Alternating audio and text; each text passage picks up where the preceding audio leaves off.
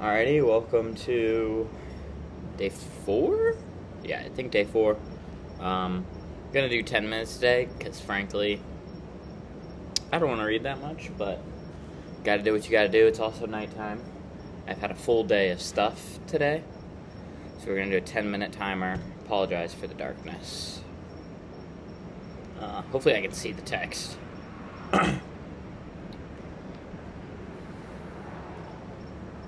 As regards materialistic atomism, it is one of the best refuted theories that have been advanced, and in Europe there is now perhaps no one in the learned world so unscholarly as to attach serious signification to it. Signification to it. Dang. Struggling reading this too. Except for convenient everyday use as the abbreviation of the means of expression, thanks chiefly to the Pole Bosevich. He and the Pole Copernicus have hitherto been the greatest and most successful opponents of ocular evidence. For a while, Copernicus has persuaded us to believe, contrary to all the senses, that the earth does not stand fast. Boscovich has taught us to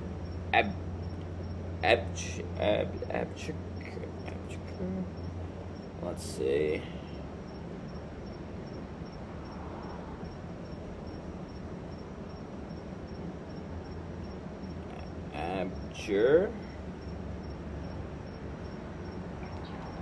Abjure. To renounce upon oath.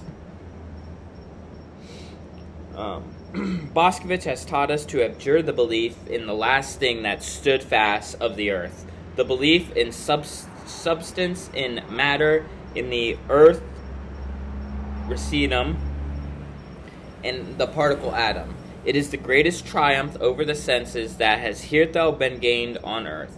One must, however, go still further and also declare war. Relentless war to the knife against the atomistic requirements which still lead a dangerous afterlife in places where no one suspects them. Like the more celebrated metaphysical requirements, one must also, above all, give the finishing stroke to that other and more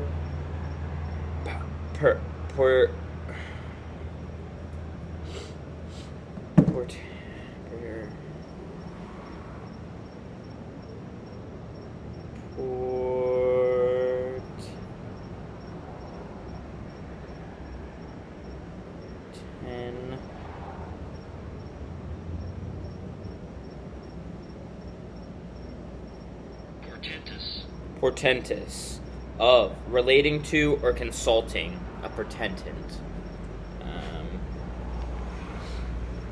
More portentous atomism, which Christianity has taught best and longest, the soul atomism. Let it be permitted to designate by this expression the belief which regards the soul as something indestructible, eternal, indivisible, as monad and as an atomnon.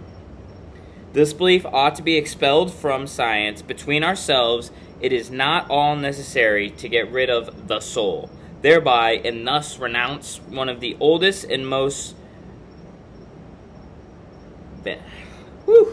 So, that's a hard passage today.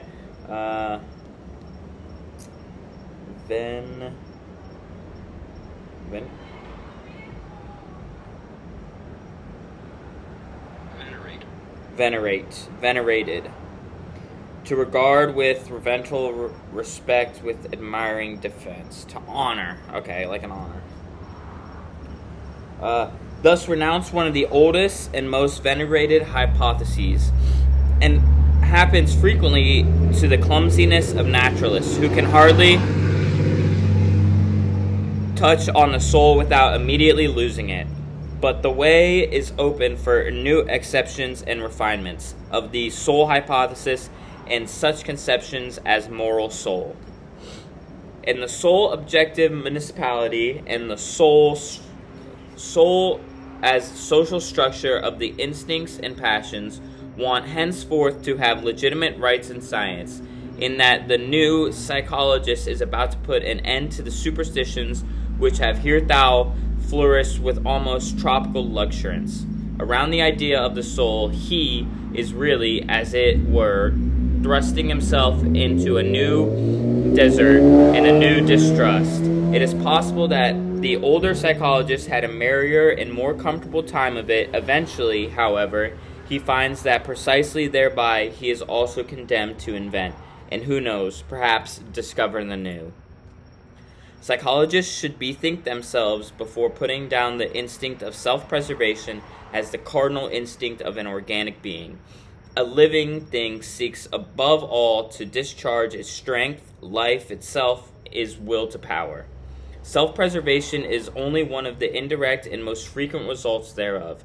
In short, here, as everywhere else, let us beware of the superfluous theological principles, one of which is the instinct self-preservation.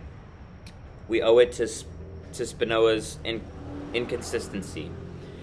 It is thus, in effect, that method ordains, which must be essentially economy of all principles. It is perhaps just drawing on 5 or 6 minds that natural philosophy is only a word exposition and a word arrangement, and not a word explanation. But in so far as it is based on belief in the senses, it is regarded as more, and for a long time to come must be regarded as more, namely as an explanation. It has eyes and fingers of its own. It has ocular evidence,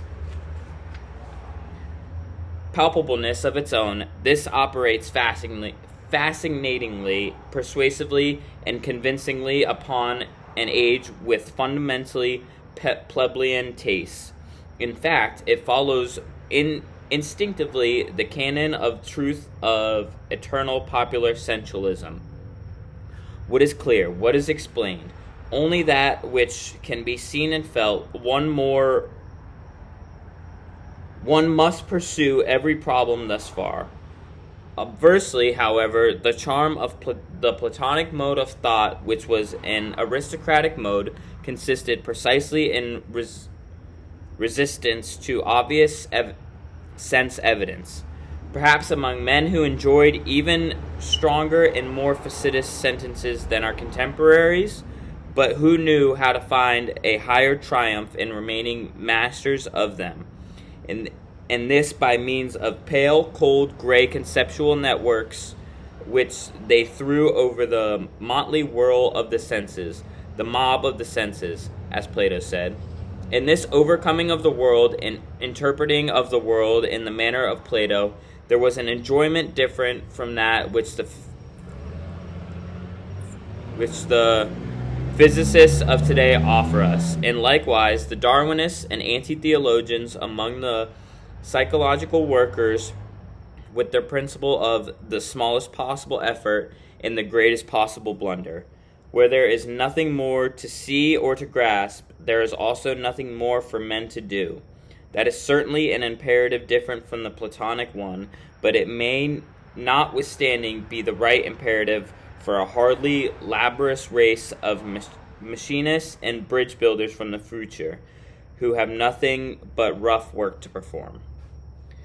To study psychology with a clear conscience, one must insist on the fact that the sense organs are not phenomena in the sense of idealistic philosophy, and as such they certainly could not be the causes. Sensualism, therefore, at least as regulative hypothesis, if not as heuristic principle, what? And others say that even the internal world is work of our organs, but then our body, as a part of this eternal world, would be the work of our organs. But then our organs themselves would be the work of our organs. It seems to me that there is a complete reductio ad absurdum if the conception causa sui is something fundamentally absurd. Consequently, the external world is not the work of our organs. There are still harmless self-observers who believe that there are immediate certainties. For instance, I think or as the superstition of Schopenhauer puts it, I will.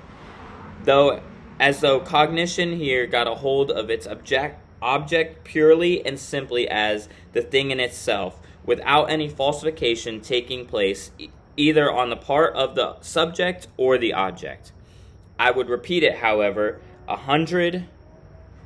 I gotta sign. Too locked in. Finish this. I would repeat it, however, 100 times that immediate certainty as well as absolute knowledge in the thing in itself evolve a contracto in agento, whatever. We really ought to free ourselves from the misleading significance of the worlds.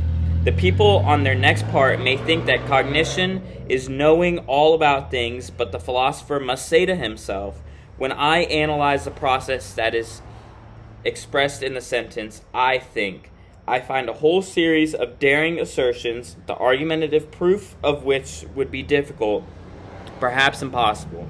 For instance, that it is I who think, and that there must necessarily be something that thinks. That thinking is actively an operation on the part of being who thought of as a cause. That there is an ego, and finally that it is already determined what is to be designated by thinking. That I know what thinking is. For if I had not already decided within myself what it is, by what standard could I determine whether that which it is just happening is not perhaps willing or feeling?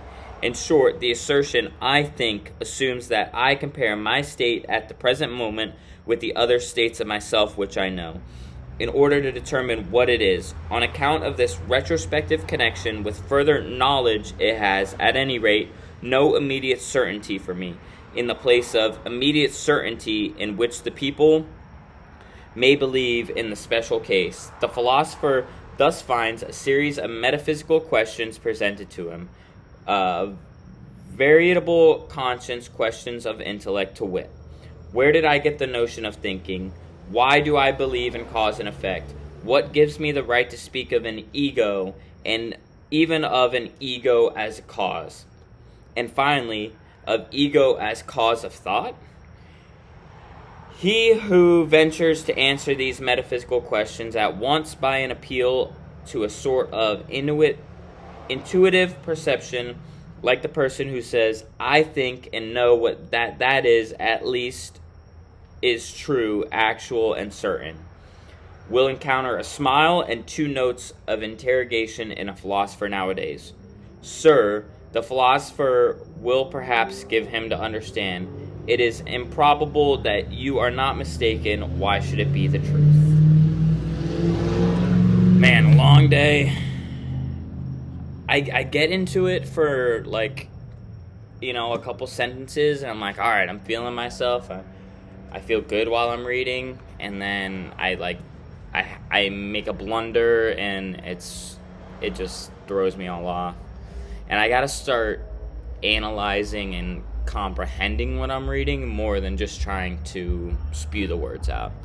So I'll work on that tomorrow, and then the day's on. But I got it done today. It's sometimes what it's about.